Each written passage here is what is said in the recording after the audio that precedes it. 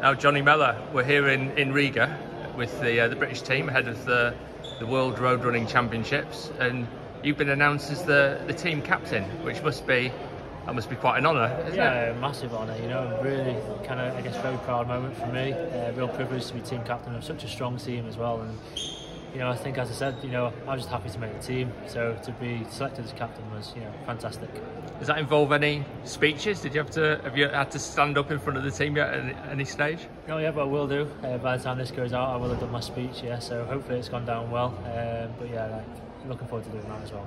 Have you got any kind of themes to the speech? Anything that you're planning to say to the guys? Yeah, I think for me, my last sort of British Fest was back in 2014 now, so it really kind of shows my age. But it was a long time ago, and I guess without going too deep, you know, you don't know when the next Fest is going to come or when your last Fest is going to be. So it's kind of just go out there, make the most of that, and really enjoy the experience as well. Because I say, hopefully, I won't be here in another 9 years' time doing this, but you never know.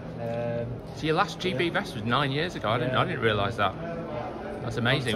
Which event was that? The World Championships, World Indoor Championships, indoors. Yeah. Oh, okay. So, have you been aware of that over the years? Then, as it's got longer and longer, or has it kind of gently crept up on you, and then you suddenly realised quite recently that it's been a long time? Yeah, I think so, because I didn't realise it was that long to look back and stuff like that. But yeah, it's just been such a long time, and I guess I could have ran last year in the European Marathon Championships by opting for the Commonwealth Games and stuff like that. So, and I guess there's been a bit of bad luck along the way and things like that, you know. But yeah, I didn't realise it had actually been that long as well. So yeah. Yeah. And I know you've had a few selection controversies as well over the years. Yeah. We've got the Paris Olympics next year.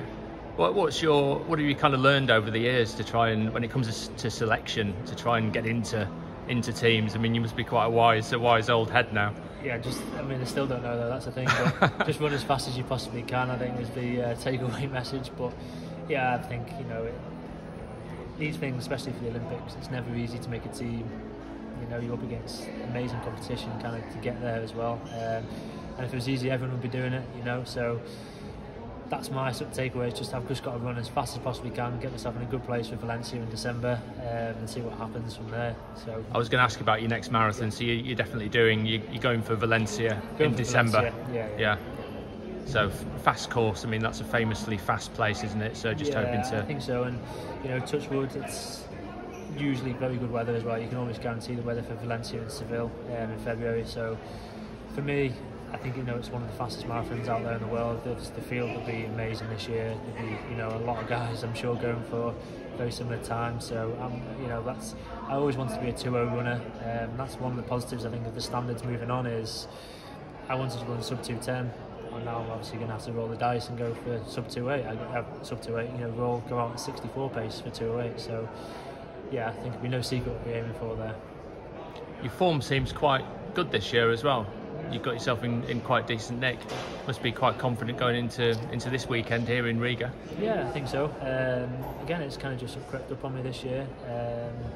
Just got myself into good shape and a good place, I think, mentally as well, enjoying it.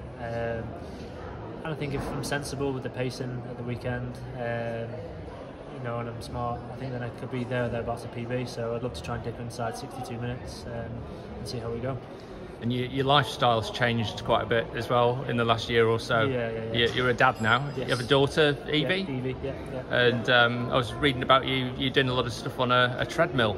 Yeah. Which I've noticed a lot of runners seem to have been increasingly doing that in recent years. I mean, you've seen. I mean, we see people like Mo Farah and Jakob Ingebrigtsen always seem to be running on treadmills on their social media. It's they drive me mad personally. They look boring, but obviously for elite runners, it seems to do the job. I mean, if it's good enough for Jakob Ingebrigtsen and things like that, then it's good enough for me. But I think I was very against it as well. I guess, you know. Had you never gone on a treadmill much? Not really, no. Only when I really had to. But now I'm a bit more open to it now. And there's something about in the middle of winter, you know, if you can sort of go in your garage and go in shorts and t-shirt that time of year is quite nice as well. And rather than battling the winds, because I do a lot of stuff on my own now as well, is, you know, why not take it indoors and go on the treadmill, and I can control the pace and get a good session done.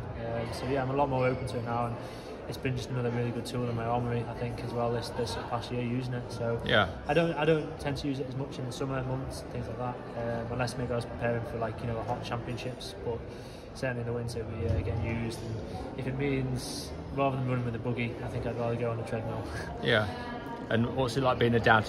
I love it. Yeah, it's great. And not being woken up in the middle of the night and all that kind of stuff, or has that been quite smooth? I'm still in the spare room, so I still sleep in the spare room. It was, I love it. It's great being a dad. I get the easy job during the day, but my wife Sophie, she's up. Gets the night shifts. She gets the night shifts, which is fantastic, and thank you. One of the benefits of being an athlete. Yeah, exactly. But no, it's great. I think it changes your perspective on life a little bit more. You have something else, that's really, more important to you, obviously. And like we said in the AW interview, gives you kind of dad power, I think, as well. Just gives you that extra sort of motivation to kind of go out and make her proud as well. And largely self-coached now as well? Yeah, I still have people around me that I kind of ask for advice.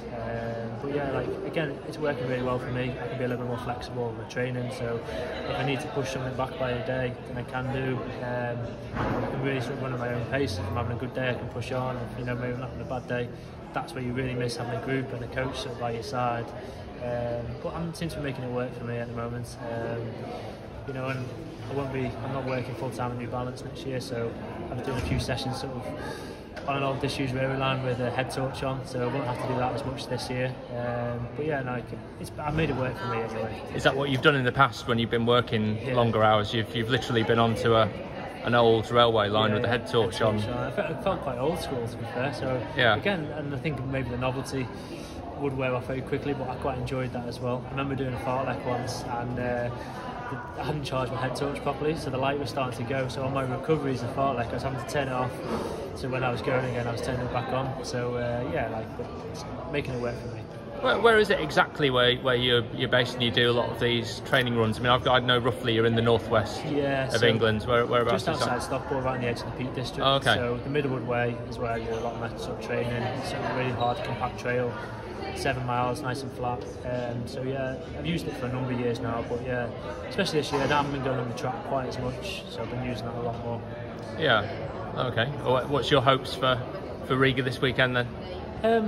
Team captain, I'd say a good team performance, and from a personal point of view, I'd say PB. I'd like to get inside 62. I think the A goal, Jeff Smith, our club record 61:39. So that would be a great. Jeff Smith's a club record holder. Yeah, he's got pretty much. He's got the marathon, 5k, 10k.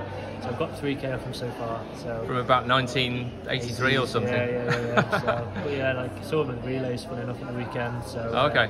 It's good to catch up with Jeff. But I guess he's been a bit of a sort of almost role model for me and inspiration, because he's had all these club records. He's set the bar so high. So yeah. So what's his club record again for the half? 61:39. 61:39. Yeah, okay. So in old money, he'll say, I'm sure. Yeah. But yeah, that would be sort of the real. If I can get inside that, fantastic. But if I can get PB, brilliant as well. Excellent. Well, best of luck tomorrow. Cheers. Thank you very much.